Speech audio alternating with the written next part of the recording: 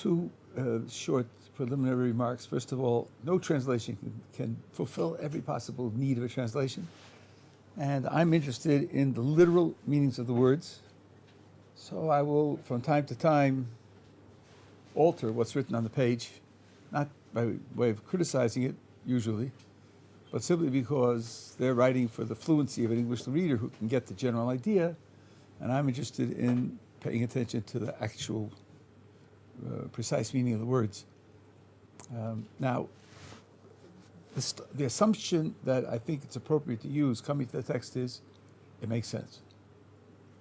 It makes sense, it's logical, it's meaningful, it's well written, makes sense. So, if you come with that assumption and something goes wrong, that's a genuine insight. So then, something needs to be explained. It requires a certain intellectually active attitude, and the willingness to ask questions, in a certain sense, to challenge the text, not by way of judging it, but by way of judging our own understanding. So, that being the case, let me translate for you verses 9 and 10 at the top of the page. And then I'd like to hear from you what you think needs some explanation, because assuming that it's supposed to make sense and be reasonably written, there are things that are problematic. These are the offspring of Noach.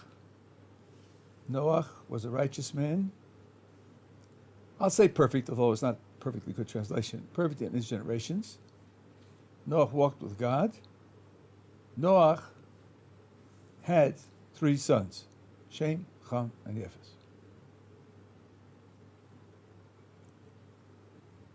Anything strike you as needing some thought? The fact that it says he was perfect in his generation, it shows he's not perfect. He may not be great in another generation. Okay, you're 2 steps down the road. You're solving a problem. Can you say what the problem is before you present the solution? What's bothering you in the text that pushes you in that direction?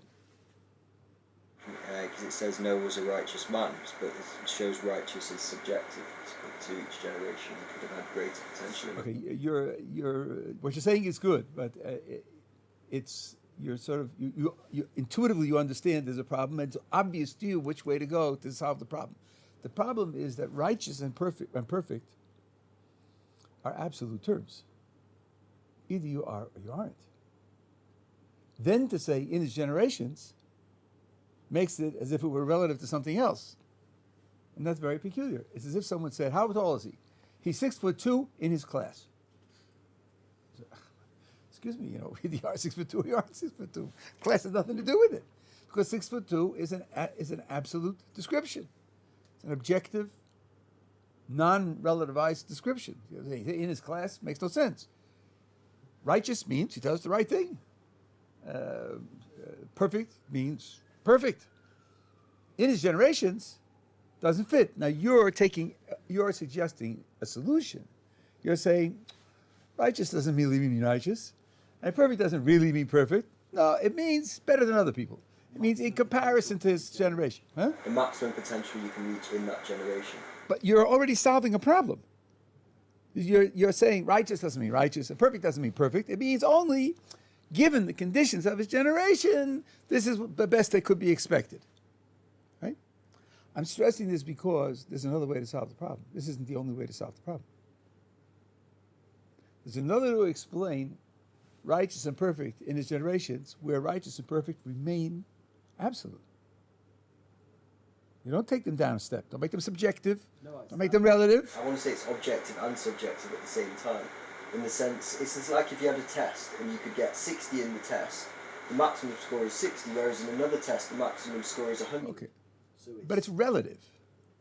Yeah, but it's still the maximum. So you're getting 100%. Maybe so, but it's relative to the testing conditions. No, it's relative to the marks, but it's objective that you got full marks, but it's relative how many marks, it's subjective how many marks you can get. Okay, but then in another generation, you get a different judgment. He still got 100%, but it would have been a different score. Okay, so in other words, the score would have been different in a different generation. So you're taking the concept of perfection and righteousness and making it relative to the generation. If I look at a person's performance, I don't know whether he's righteous or perfect at all. I have to know what generation he was in. But he got 100%, but there's different. But 100% is only relative to what's available in that generation. Yeah. So then if I look at a person's biography, here's what he lived, here's what he did, here's how he acted. Can I tell whether he's righteous or perfect or not? I think you would need to know the maximum amount of marks. In that generation. Yeah. So you've taken the concept of righteousness, of perfection, and made it relative to the generation. In one generation, this life would be righteous and perfect. In a different generation, the same life would not be perfect and righteous. So you made it relative to the generation, right? Essentially, yeah. Okay, that's a way to do it. That's a way to solve the problem. But there's another way to solve the problem. Once you realize there's a problem and you're solving it, you can go back to the problem and think, maybe there's another way. Some of the commentators say what you said. Some of the commentators say, no, he was absolutely righteous, absolutely perfect, even in his generations. In spite of his generations, he was able to maintain an absolute standard of righteousness and perfection, even in the generations that deteriorated into the flood. So putting in his generations there is just to increase the significance of his performance, but not to define what the performance was at all or not. There's a problem there, because then he's essentially greater than someone who was perfect in another generation, because he reached the same level with a harder test. Word greater there has nothing to do with being perfect. Greater there, now you've introduced a new subject. How much credit does he deserve? But that wasn't the question. The question was not how much credit does he deserve. The question was, does his performance count as righteous and perfect? No, you're right. Yeah. You say, so-and-so was the first person to run a mile in under 4 minutes, and he was crippled as a boy. That doesn't change the time in which he ran it. He ran it in 3:59. But it gives him more credit for doing it because he was crippled as a boy. Right? Here what the Torah is saying is, righteous and perfect is an absolute term, the way you would normally assume it to be. And he had such a performance, and putting it in his generation is to increase the significance of what he did. He gets more credit for it because people are affected by their surroundings. And if you have to maintain a standard that's higher than everybody else around you, it's more difficult to do. Okay? All right. That's that. What else is problematic here and needs some kind of help? Only in 9 and 10. Yes, just in 9 and 10. Why does it say these are the offspring? Then it says here's a righteous man. Then it brings his offspring. Yeah, I mean, these are his offspring, and then you have a whole. Look what your translator did. Your translator, having mercy on you, put in dashes. You know, said, okay, this is a parenthesis, but I will get to it in a little while. So he sort of puts you to sleep, and you know, but there are no dashes in the Hebrew. Person reading the Hebrew reads these are the offspring, da da da da da, da, and he had 3 children. So I have to know why was all that stuff in between. Good. What else needs some help here? It's not a personification of God, is it? No walk with God. Well, I think it isn't so much the personification, because God is, in the literal text, personified all the time. But there is something there that needs help. What is it supposed to mean? Noah walked with God. They weren't strolling hand in hand in the garden. I mean, what? It's just so vague. It's hard to know what its content is. That's another problem. And then there's a problem, which is sort of, I don't know, the way it's written, the way you read it, it's like invisible. But the word Noach is repeated. These are the offspring of Noach. Noach was you wouldn't write that in English, normal English, you'd say he was. Why is the name repeated? I thought that was just a translation thing. No, that's in the Hebrew. Well, The name is there twice. You don't write like that in Hebrew. No. I'm trying to amplify how much that he was, like he was a righteous man. Well, maybe. Maybe. You're trying to solve the problem. Okay, that's okay. But as again, the first step in this type of work is to identify what the problems are. Now, let's start with the word offspring. In Hebrew, the word is toldos. Toldos can mean offspring. Yalad in Hebrew means to give birth. Toldos is what you give birth to. It doesn't have to. That word has another meaning. Another meaning in this very book, on page 11. It's only 20 pages before. Look at verse 4. These are the products of heaven and earth. In the Hebrew, the sixth line down, Eile, Soldos, Hashemayim v'aretz. The same words that you have where we are in 31, Eile, Soldos. So Soldos doesn't have to mean biological birth. The heavens and the earth don't have biological children. So let's go back to 31 and try to read it that way. These are the products of Noah. This is what he produced, what he created, what he accomplished. Then maybe we have an answer to the question that you raised. What did he create? What did he do? Well, he was righteous, perfect in his generations, walked with God. These are all the things that he produced and created. And he had children also. One of the things that he created. So now his moral qualities, his moral accomplishments are his creation, as are his children his creation. Then the introduction, these are the products of Noah, becomes an introduction to everything that follows. And as the rabbinical tradition comments, shows you that your own character that you build through your choices is more important than your biological children. And one of his children was a scumbag, wasn't he? Like raped his father, so he's not like a proud achievement. Well, but that's not the issue here. At this point in the text, we don't know that. The point here is he's just introducing Noah really as the one who's going to be saved from the flood.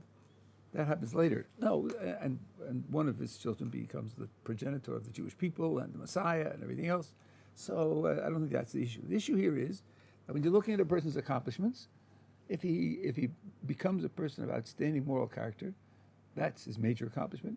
Having children is part of your responsibility for the world, and you do it in a responsible way and so on and so on, but that's not to be compared with your moral and spiritual accomplishments. If I say that, what do you make of the fact that the name is repeated? They're all, in their own right, because it's kind of one sentence, but Yeah. it separates it. Yeah, but why? I asked, why is the name repeated? In English, you'd normally use a pronoun. You'd say he. Given that these are the products of Noah. This is what he accomplished. This is what he made. This is what he created. This is what he brought into the world. If you say these are the products of Noah, it means he's self-creative. He's creating himself. These are the products of Noah. First thing on the list is Noah himself. The picture we get here is that when God creates a human being, he leaves part of the canvas empty. And a person paints in his own content. He does that by developing himself in spiritual and moral terms, which is the following words: righteous, perfect, generations, walk with God, and having children. But it's telling you that essentially human beings are self-creative. That's a very important lesson, very profound lesson. Okay, you get it so far? Now let's work on walked with God. That actually occurs elsewhere, earlier in the book. Look on page 25. Page 25, you have the begats, the generations, the boringest stuff in the entire book. But like everything else, there's gold. There's gold buried here. Look first at verse 21 at the bottom of the page. Hanoch lived 65 years and begot Mesushalach. Hanoch walked with God. That's the phrase we're working on. Hanoch walked with God for 300 years after he became Mesushalach. Begot sons and daughters. All the days of Hanoch were 365 years. Hanoch walked with God. Gee, is a text afraid I forgot it from 3 lines ago? It has to repeat it again. Then he was no more, for God had taken him. This short piece of text that it's read to you says Hanoch walked with God twice. So the text is waving a flag. Something's going on here. Something unusual is going on here. Now, let's just look at the context in which this occurs. Go back up to verse 6, and you'll see that each generation gets 3 verses, and the 3 verses have a pattern. Shais lived 105 years, we got the Nosh. First you have the subject, how long he lived when he gave birth to his designated successor. 7, Shais lived 807 years after we got Enosh, got sons and daughters. 8, all the days of Shais were 912 years, and he died. The first verse tells you how old he was when he had the successor. The second verse tells you how many more years he lived, had sons and daughters. And the third verse sums it all up. 9, Enosh lived 90 years, we got Canaan. 10, Enosh lived 815 years after begetting Canaan, got sons and daughters. 11, all the days of Enosh were 905 years, and he died. So that's the pattern all the way through till you get to 21, where 21, Hanoch gets 4 verses. There's extra material. He walked with God. He was no more. And then on the next page, you go back to the old form. 25 through 27, Meshuselach lived 187 years. We got Lemech. After that, 782 years. We got sons and daughters. All the days of Mishal 969 years. So Hanoch sticks out like a sore thumb. His pattern, his description here doesn't fit the descriptions of all the other generations before and after. Furthermore, Hanoch got drastically shortchanged. How long did Hanoch live altogether? What does it say at the bottom of the page? 365. Let's do a little comparison. 5, at the top of the page, all the days of Adam who lived were 930. 8, Shais, 912. 11, Enosh, 905. 14, Canaan, 910. 17, Mahalalel, 895. 20, Yared, 962. After Hanoch comes Meshuselach, the most long-lived of all, 969. And he got 365.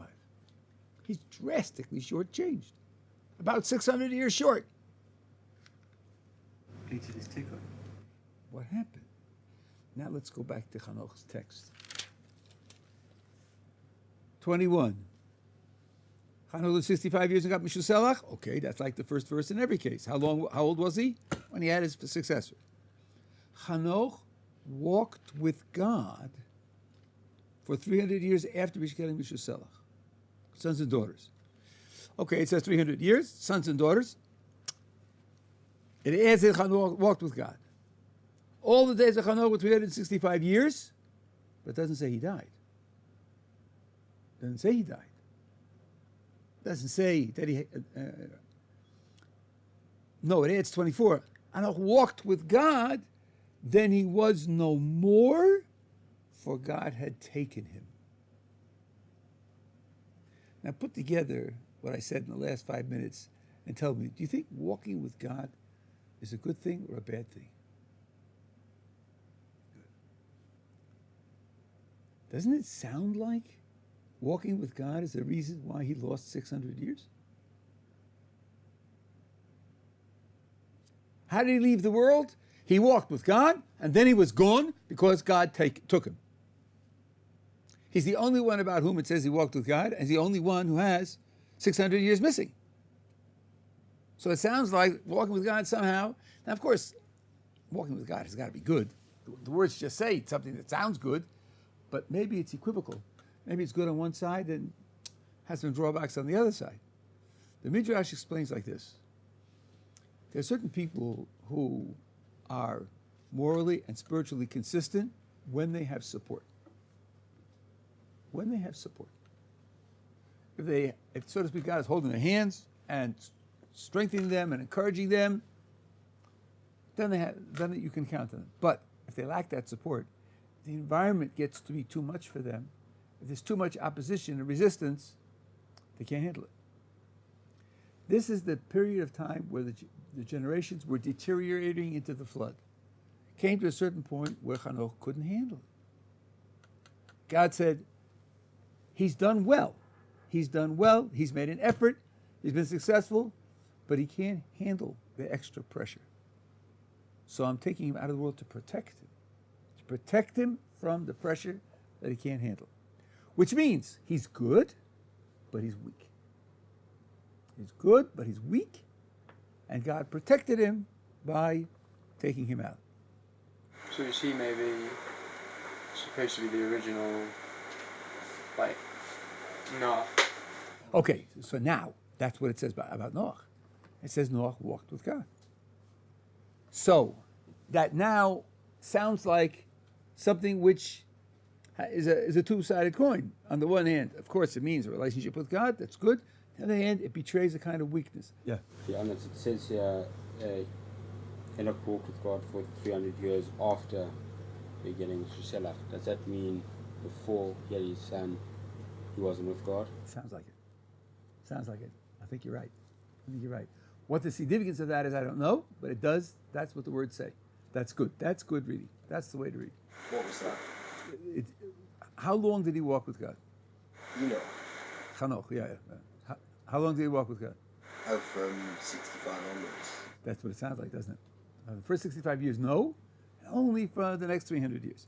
What that means, I don't know, but he's reading it correctly. That's the way to read it. That's literally what it says. Now look at page 73. Chapter 17, verse 1. Given everything that we just said in the last 8 minutes, what do you see in verse 1? Walk before me. Walk before me. Not with me, before me. Okay, whatever that is, but that's not going to be relevant now. Part of the art here is to remain focused. So now, Noach is described as walking with God. Hanoch is also described as walking with God. We saw in the case of Hanoch that walking with God is equivocal. It's good, but it has a certain weakness. Here, God is on record. Those are just descriptions. That's what they did. That's what they were. Noach and Hanoch.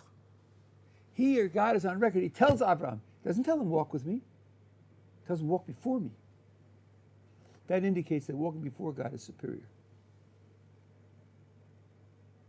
The Midrash says it's like a father with two sons walking through the forest. Older son and younger son. The younger son holds his father's hand. As long as he's holding his father's hand, he's okay. He's confident. He's satisfied. The older son, the father says, climb the hill, climb up on the tree, take a look at what's over in that section of the forest and come back and tell me. And he can do that. He can operate on his own. That's the difference between Noach and Abraham. Noach had this weakness. He had this weakness. And it's not that it's bad, but as a good feature, it's a weak good feature. And that's what the text is describing him when it says Noach walked with God. Are we together? Okay, now go back to 31. I'm going to ask a question on 31, which I didn't raise before.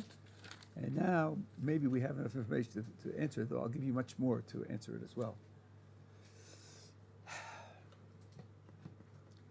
Righteous, perfect in his generations. We said there were two ways of explaining that. One way was your way, the way that you suggested right away. Righteous and perfect in relation to the generation, in comparison to the generation. Different generations, righteousness and perfection will be different. And in comparison to his deteriorating generations, he was righteous and perfect. That's a way of downgrading the description. That's a way of downgrading the description. What was the other explanation? Righteous and perfect are absolute.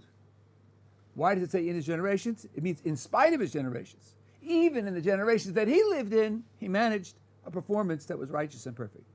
That's a way of keeping the description top grade, not reducing his praise at all.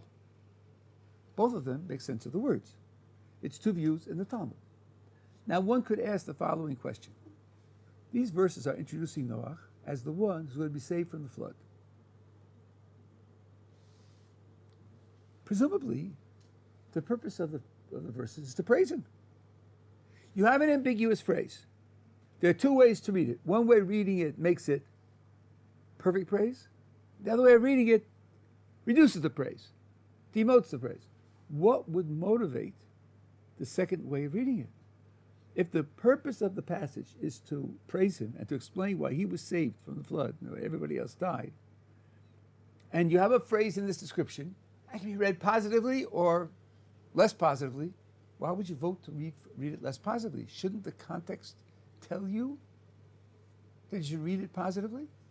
What would motivate you to explain it in a way that downgrades it? If Noah's walking with God, then even though it's despised generation, he's still getting the help. So it downgrades itself often. Oh, good. So we already have on record a downgraded praise. Walking with God is inherently a downgraded praise. So I think that's right. And I think as you will read through the story, you'll see over and over again weaknesses in Noah. So the Talmudic interpretation is taking into account what we're going to read in the future and saying, look, a perfectly upgraded praise isn't due to him. Because if you take into context how he develops, how he's described, you'll see that he has weaknesses. And that would justify it. I'm raising the question because, first of all, you'll see the answer. Second of all, because it's the kind of question you need to answer. When someone interprets a verse, interpretation has to work for the words, for the grammar, for what the words mean in other places, and for the context. If it doesn't fit the context, then there's a problem with the interpretation. Okay? Okay. Now, next. God said to Noah, the end of all flesh has come before me. The earth is filled with robbery through them. Behold, I'm about to destroy them from the earth. Make for yourself an ark of gopher wood. Make an ark with compartments, covered inside and out with pitch. This is how you should make it. 300 cubits the length of the ark. How big is a cubit? Anybody have a clue? About 20 inches. 300 cubits. That's close to 500 feet long. Almost 2 football fields. 50 cubits its width, that's like 90 feet wide. 30 cubits its height, 50 feet high. 50 feet high, 5 stories high. A window shall you make for the ark to the cubit to finish above, entrance to the ark at its side, make it the bottom, side, 3 decks.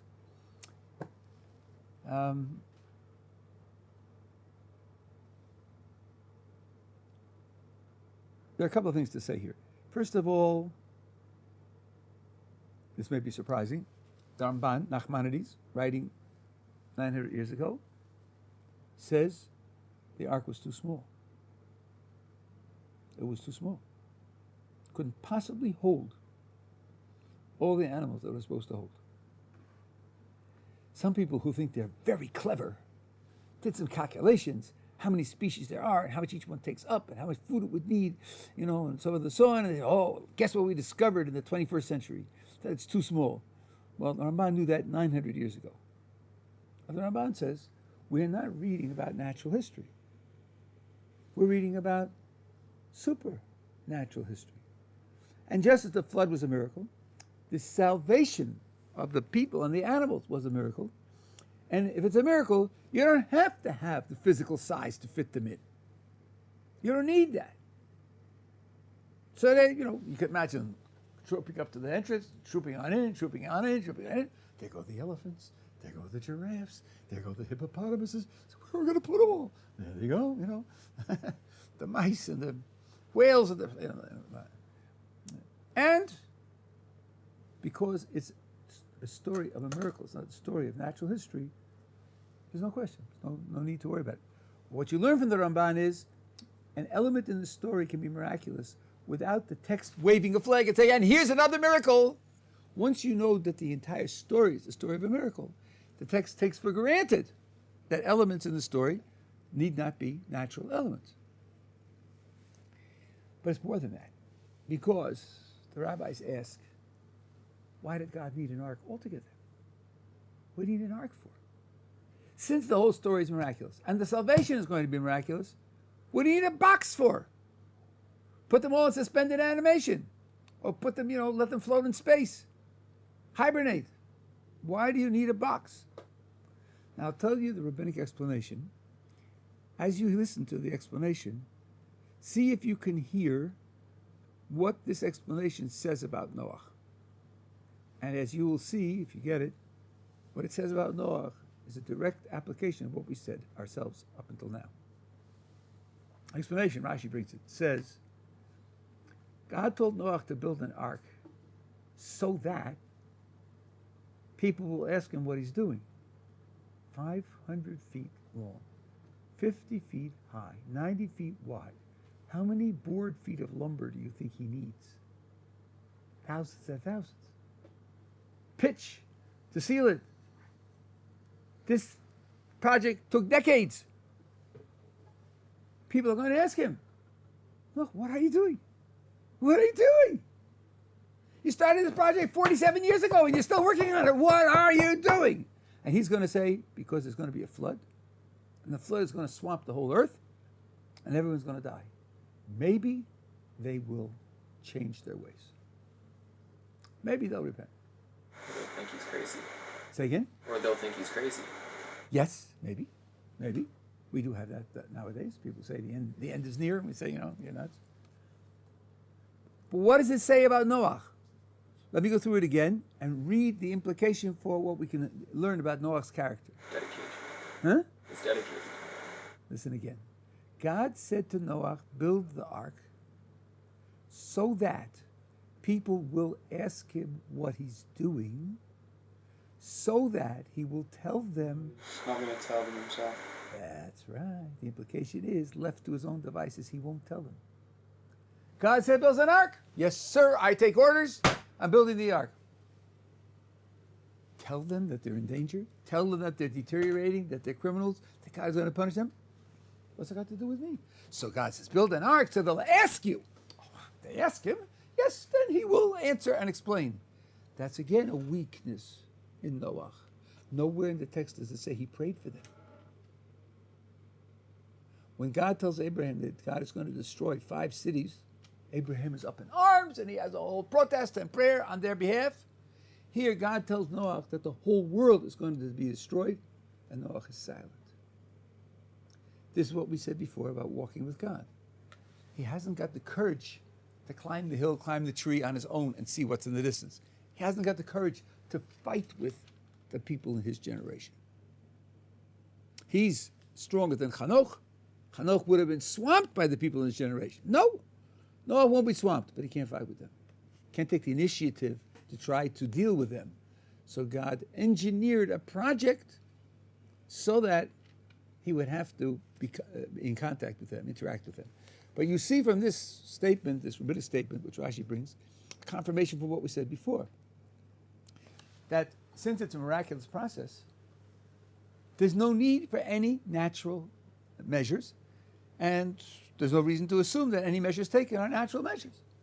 Doesn't need an ark altogether. The Ramban says, having told him to build the ark, if you do a little calculation, you can see it's not big enough. Okay, so what? Where does it say that there was a purpose, that it was to let the other people know? This is Rashi brings it. I think it's a midrash. Oh, it's commentary, okay. Yes, a commentary. You saw something? Because of the generation, was Noah the victim of any crimes? Because you imagine that he's drawing a lot of attention building this ark. Was he the... Well, I do know this, and now I'm not fluent in midrash, so there may be sources that I'm not aware of. But I do know that when he came close to the end of the time period, they said to him, "You're not going to get away with this. We don't believe you. We're not worried. We don't not believe you. But if it starts to rain and if it gets dangerous, you're not getting onto the ark.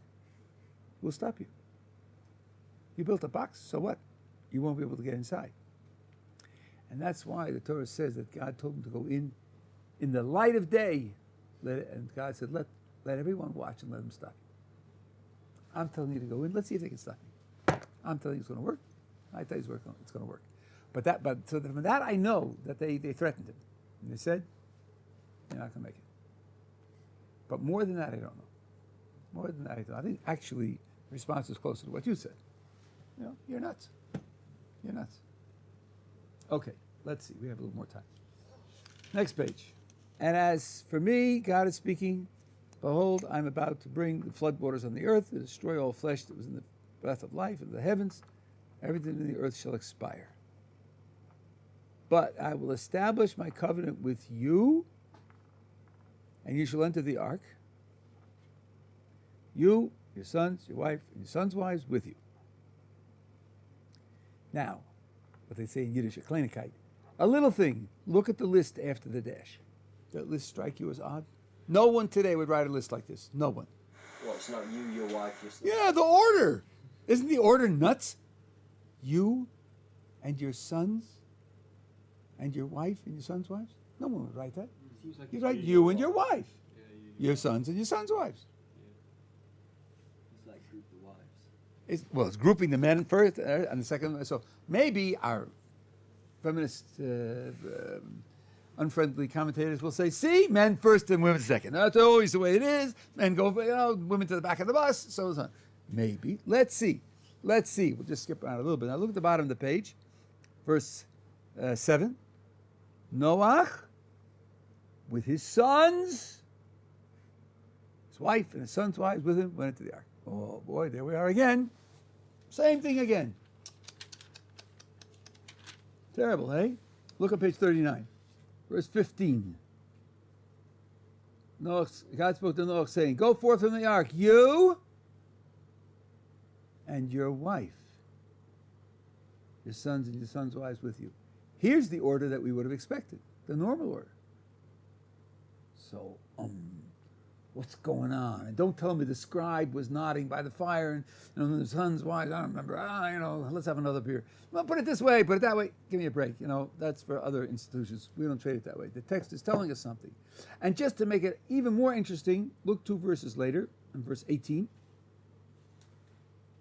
Go forth from the ark, it may mean to reproduce, so it's like, So look at verse 18. Good for you. What it refers back to the earlier way.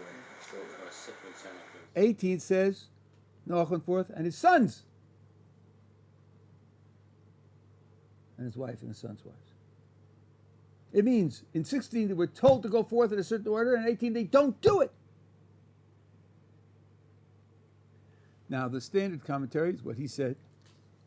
When they're told to go into the ark, at a time when the whole world is being destroyed, God said, go in, men and women separate. At a time when the world is being destroyed is not a time to create. And they went in separate. We're told to come out of the ark. They're told to come out together to repopulate the earth. And I can prove it to you because on page 39, where it says to go out in the normal order, look at the verse that I skipped. Again, 15. God spoke to Noah, saying, go forth in the ark, you and your wife, your sons' wives, and your sons' wives with you. Every living being that is with you, of all flesh, birds, animals, moving things on the earth, order them out with you, and let them teem on the earth and be fruitful, multiply on the earth. So that's the purpose. Now that you're coming out of the ark to repopulate the planet, and you people are included. So in 18, when they come out of the old order, it means they're refusing to do it. That's very, very significant. That sets up a dynamic which is carried out another 2 pages in the story, as we will see when we get there. sorry, I'm not following. Okay, he told them to go in, men and women separate. Yeah. They went in, men and women separate. Implication being, while you're on the ark and the earth is being destroyed, don't be creative. Tell them to come out, men and women together. Right? And all the animals should come out and repopulate the earth. And then it says they came out separate. That means they're refusing to get together and reproduce. They're not doing what they were told. Yeah. So now, where I stopped here in the text, you have a problem. God has a plan. He gave them instructions what to do about the plan, and they refused to do it. The reader says, so what's going to happen? Suffering from PTSD. Sorry? They're suffering from PTSD, like Something like that, perhaps. Yes, something like that. Although, I mean, in a way, you're raising a tricky point. When there's an instruction that's not followed, whether it's because they were incapable of following it, or whether there was merely resistance they had to overcome, but would have been able to overcome, is something that we don't want to prejudice in the way that we read the text. Post-traumatic stress disorder makes it sound as if they were incapable. I don't think we have enough information to say that. But as you will see, the text for the next 2 pages deals with that. It deals with the fact that they're not living up to what God wants of them, and it's step by step. It takes a long series of stages to overcome it. We'll get to that tomorrow in the session. The animals reproduce. Yeah. The animals went straight away. The animals went straight away. So human beings did. Okay? All right.